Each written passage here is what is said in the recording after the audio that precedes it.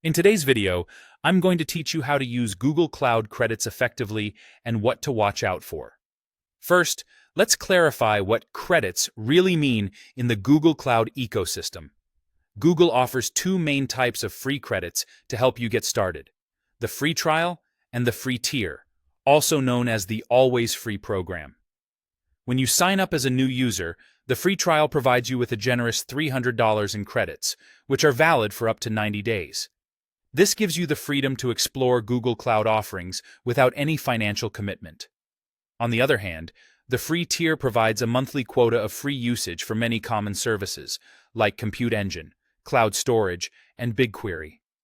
As long as you stay within these limits, you won't be charged for those particular services. Now, let's delve into some tips and best practices that can help you make the most of your credits and avoid wastage. One of the best strategies is to utilize services under the Always Free quota before dipping into your trial credits.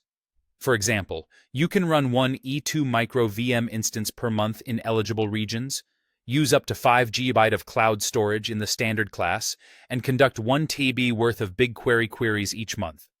There's also a free quota for certain AI and ML APIs, and even some serverless services like Cloud Run provide limited free invocations. Keeping your usage within these thresholds allows you to save your $300 credits for more demanding tasks. Tracking your credit and spending is another crucial practice. Through the Google Cloud Console, under Billing, you can view your remaining credit and expenditure. It's wise to set up budget alerts at various thresholds, such as 30%, 50%, and 80%, so you're aware before your credits are fully consumed. Stay vigilant on which services are using up your credits. If you encounter unexpected costs, identify the service causing it and consider scaling down or turning it off entirely. Opt for lower-cost resources whenever possible.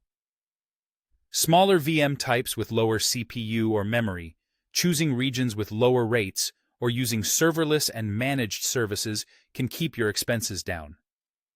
Preemptible or spot VMs are also a great choice if your tasks can handle interruptions. Don't forget to shut down or delete any resources you're not actively using. It's important to avoid using resources not eligible under the free trial.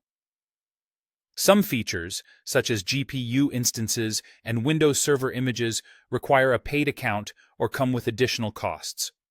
Similarly, if you exceed the free tier usage, be prepared for possible charges against your payment method once your credits or quotas are depleted. Planning for when your credits run out or your trial ends can save you from unexpected interruptions. After 90 days or using all your credits, you need to convert to a paid billing account to keep utilizing cloud resources.